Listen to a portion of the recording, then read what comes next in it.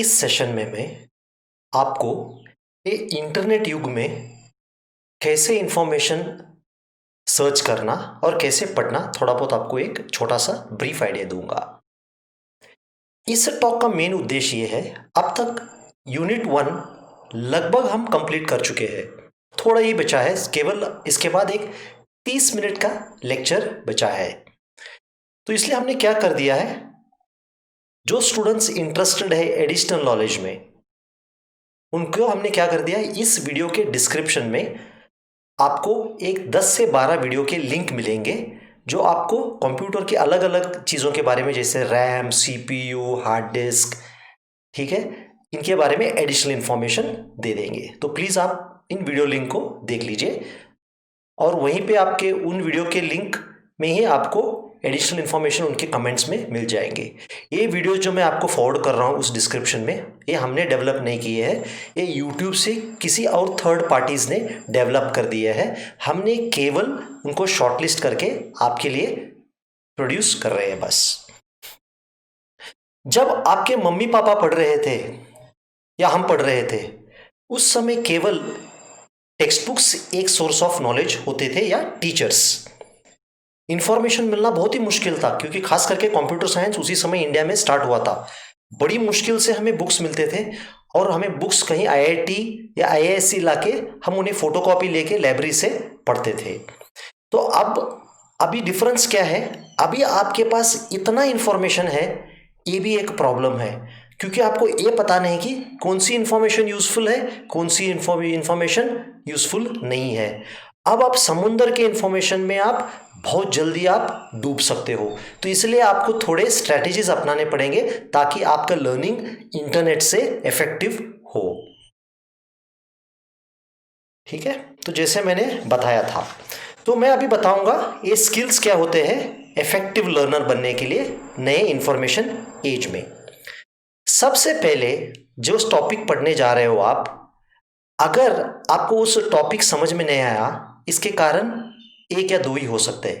पहले ये हो सकता है कि इस टॉपिक से पहले जो कॉन्सेप्ट्स है वो क्लियर नहीं है, यानी इस टॉपिक पे प्री रिक्विजिट्स कहते हैं, अगर वो क्लियर नहीं है तो ये वाला टॉपिक आपको समझ में नहीं आएगा। इसलिए आपको उस चैप्टर का कॉन्सेप्ट मैप बनाना पड़ेगा। कॉन्सेप्ट मैप स्टेप वाइज चलते जाइए और कॉन्सेप्ट मैप फॉलो करके आप स्टडी कर दीजिए, ताकि अगर कोई कॉन्सेप्ट में क्लियर नहीं हो या गैप हो, उस कॉन्सेप्ट को क्लियर करके ही तब आप आगे बढ़िए। तो हमें 99% ऑफ प्रॉब्लम होता है क्योंकि हमें प्रायर कॉन्सेप्ट का नॉलेज नहीं होता है और इसी कारण हम ढंग से हमें नॉलेज समझ में नहीं आ पाता।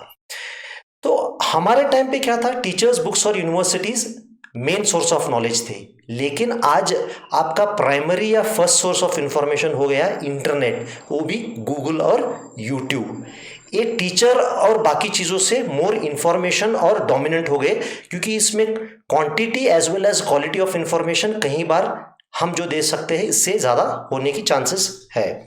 तो आपको इसे संभाल के यूज़ करना पड़ेगा। अब लर्निंग में डिफरेंस क्या हो गया, अब आपको लर्निंग सेल्फ मोटिवेटेड होना बहुत जरूरी है। खास करके जबकि आप कोविड लॉकडाउन में अकेले हो, आपको इंडिविजुअल पैशन होना चाहिए, मोटिवेशन होना चाहिए कि हम कुछ सीखे। क्लास में क्या हो जा सकता है, हम पीछे पढ़ेंगे, आप पढ़े हो या नहीं हो, लेकिन यहाँ पे हम आपको फॉलो नहीं कर पा रहे हैं क्योंकि आप कहीं, आप कोई पिथौरागढ़ में है, कोई हल्द्वानी में है, चलिए कोई गुजरात में है, कोई एक स्टूडेंट हैदराबाद से बात कर रहा है हमसे, तो हम इनको इंडिविजुअली मॉनिटर नहीं कर सकते कि वो पढ़ रहा है या नहीं है। इसलिए लर्निंग क्या है, अभी सेल्फ मोटिवेटेड और सेल्फ ड्रिवन है। लेकिन अभी इंटरनेट और यूट्यूब का फायदा ये भी है, इतने सारे रिसोर्सेस है, आपके पास चॉइस है। आपको जिस रिसोर्स या कंटेंट से नॉलेज समझ में आता है, आप प्लीज उसी कंटेंट या नॉलेज को आप फॉलो कीजिए। ठीक है, तो आप पर्सनल चॉइस करके आप पढ़ना स्टार्ट कीजिए। दूसरी चीज, लर्निंग पहला सिर्फ जैसे मैंने कहा था टीचर और किताबों से होती थी, उसे फॉर्मल सोर्सेज कहा जाता है। अब आप अपने फ्रेंड से भी सीख सकते हो, कहीं कोरा पे क्वेश्चन पूछ के उसका जवाब भी देख सकते हो, कहीं गूगल सर्च करके क्वेश्चन एंड आंसर भी देख सकते हो। तो इस तरह इंफॉर्मेशन केवल किताबों और टीचर में नहीं है, कहीं और स्थानों पे भी है। तो अभी क्या हो गया, सबसे इंपॉर्टेंट हो गया लर्निंग में सोशल प्रोसेस। आप तभी सीखोगे जब आप ग्रुप में डिस्कस करोगे, क्वेश्चंस पूछोगे, एक दूसरे से आर्ग्यूमेंट्स करोगे, तभी आपका कॉन्सेप्ट क्लियर हो गया। ठीक है, तो आप काफ़ी नॉलेज आप सीखोगे कोरा से, कमेंट्स पढ़ के, अगर क्वेश्चंस हो उसमें, फ्रेंड्स से, और कहीं अननोन सोर्सेस इंटरनेट पे जो इन्फॉर्मेशन देते हैं। लेकिन आप में उस एबिलिटी होना चाहिए कि आप किस इन्फॉर्मेशन चीज़ पे आप ध्यान रखें और किसको इग्नोर करें। जनरली एक टॉपिक और एक कॉन्सेप्ट पे 2 से ज़्यादा रिसोर्स पे मत जाइए। जब आपको समझ में नहीं आया तब अगले रिसोर्सेज पे जाइए, लेकिन आप प्रेफरेबली 1 और 2 सोर्सेज ही यूज़ कीजिए। और गूगल सर्च में जनरली टॉप 4-5 में जो आता है बढ़िया रहता है। यूट्यूब में थोड़ा प्रॉब्लम है, क्योंकि यूट्यूब क्या करता है, केवल इंडिया की रिजल्ट दिखाता है, और इंडिया की रिजल्ट कई बार अच्छे कंटेंट नहीं होते। थोड़ा आपको यूएस वगैरह कंटेंट देखने में लगे तो वहाँ पर कंटेंट बढ़िया होता है। आपको अभी हैबिट्स बनाने पड़ेंगे। आप एक लाइफ लॉन्ग लर्नर बनो। ऐसा नहीं कि आप पहले मम्मी पापा जैसे पढ़ाई खत्म हो गई आप जॉब पे चले गए। अभी आपको जिंदगी भर पढ़ना पड़ेगा। आप एक ही समय पढ़ के आपका लर्निंग खत्म नहीं होता। अब थोड़े चीज़ों को, अभी मैंने देखा है vast majority of the student, जैसे मैंने रिसर्च भी किया था तभी पता चला था, 90% of the students prefer videos या उससे ज़्यादा। वीडियोज़ से पढ़ने में कोई प्रॉब्लम नहीं है, क्योंकि उसमें इंटरैक्टिविटी होती है, क्लैरिटी होती है, और आपके पास काफ़ी चॉइस होता है। लेकिन ये मत सोचिए कि वीडियो से ही कंप्लीट नॉलेज होगा। आपको थोड़ा बहुत गूगल का टेक्स्ट कंटेंट भी पढ़ना होगा, जैसे कोरा में क्वेश्चन आंसर्स हो, और कभी कभी आप टेक्स्ट बुक भी रेफर कीजिए, उसमें भी वैल्यूएबल इंफॉर्मेशन हो और कॉन्सेप्ट्स भी होता है, और फाइनल सोर्स ऑफ एक्यूरेसी होगा आपका टेक्स्ट बुक ही होगा।